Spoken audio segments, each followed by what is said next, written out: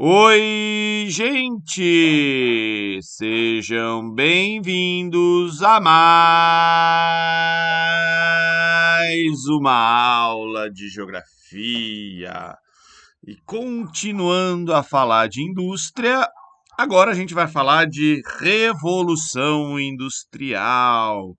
E aí, características da indústria atual, formas de produção e o que seria o presente, talvez o futuro da indústria. Vamos lá.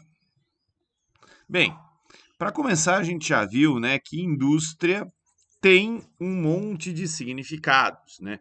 Indústria é o que a gente usa para definir desenvolvimento, a indústria transforma, a indústria agrega valor, a indústria organiza a produção, a indústria produz bastante em escala, a indústria padroniza, a indústria, por suas características, se torna também um modelo de organização de processos e promove, nas diferentes sociedades, no meio ambiente, uma série de mudanças sociais, econômicas e ambientais.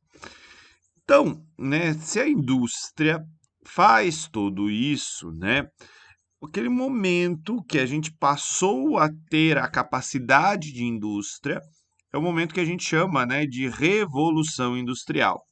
Porque tudo aquilo que existia antes, não se compara à forma de produzir que a indústria nos deu.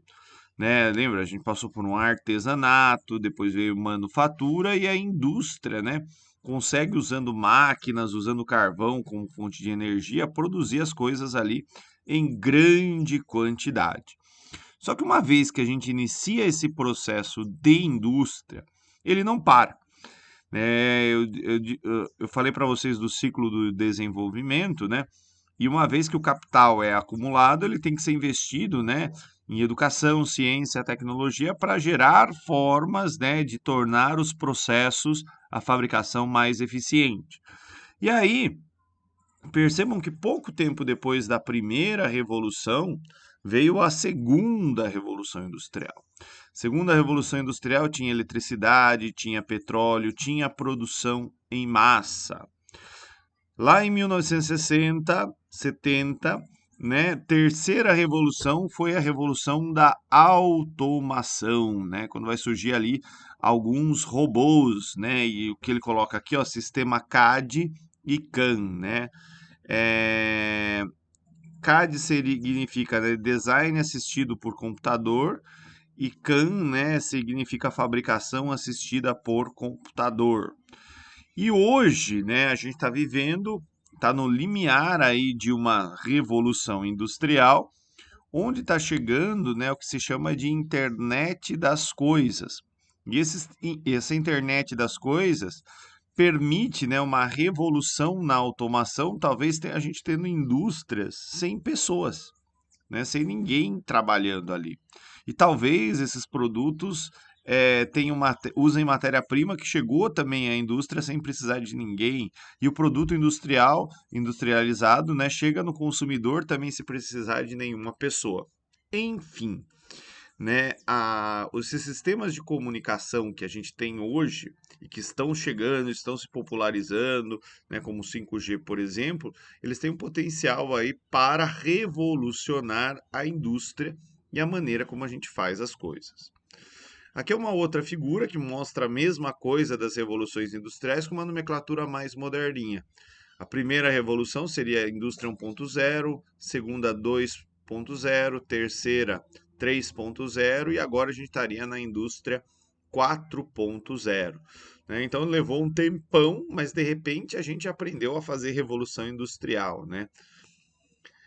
Bem, além disso tudo, olhando para hoje, o que a gente tem hoje? Hoje existe uma maneira de organização das atividades produtivas no capitalismo chamada de regime de acumulação flexível. Isso significa que não só a indústria, mas as atividades capitalistas, elas vão se aproveitar das vantagens ou facilidades de cada local e a produção ela vai ser de gêneros industriais pode ser extremamente segmentada.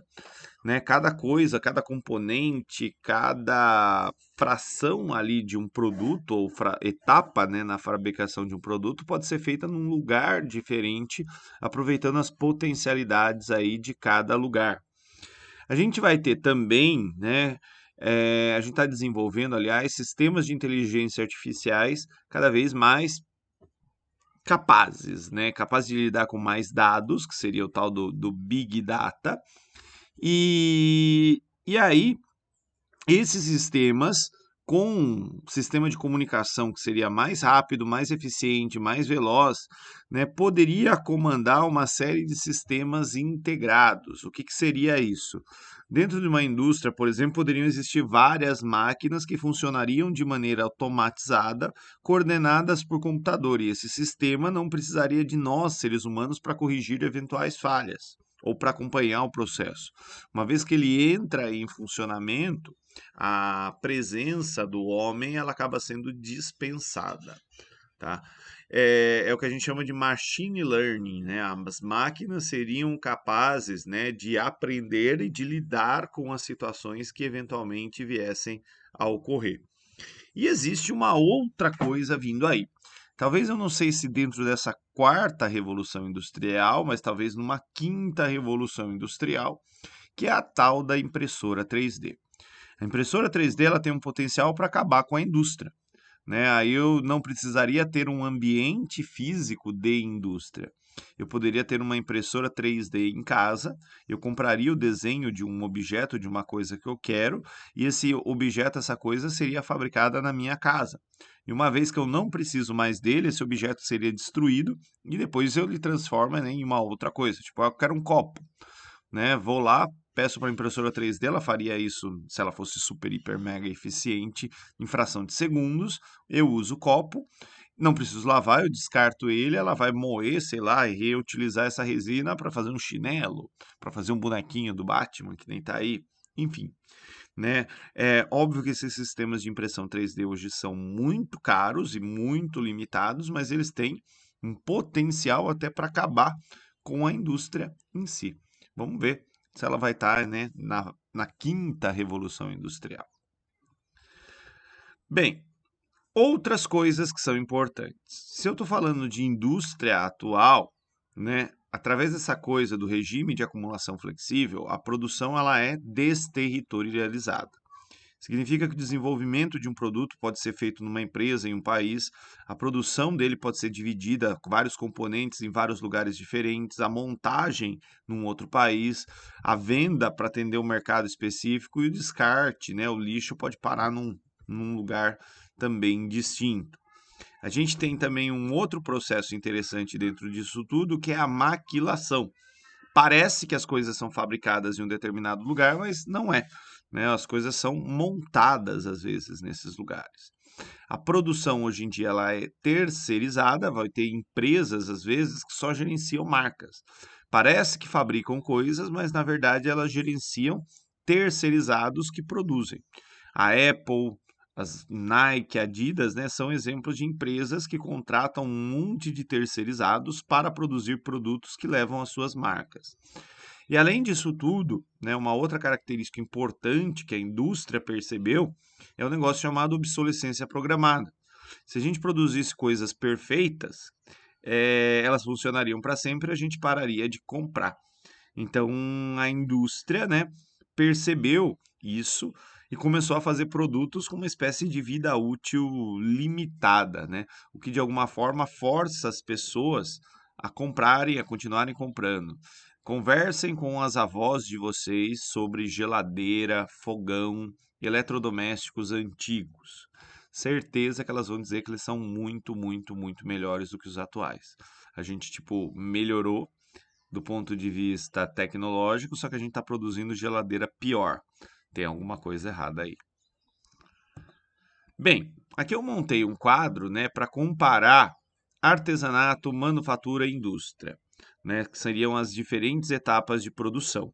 Só que quando eu olho tudo isso, né, principalmente tento comparar a indústria 1.0, 2.0 e 3.0 com a indústria 4.0, a indústria 4.0 ela pode ser muito diferente.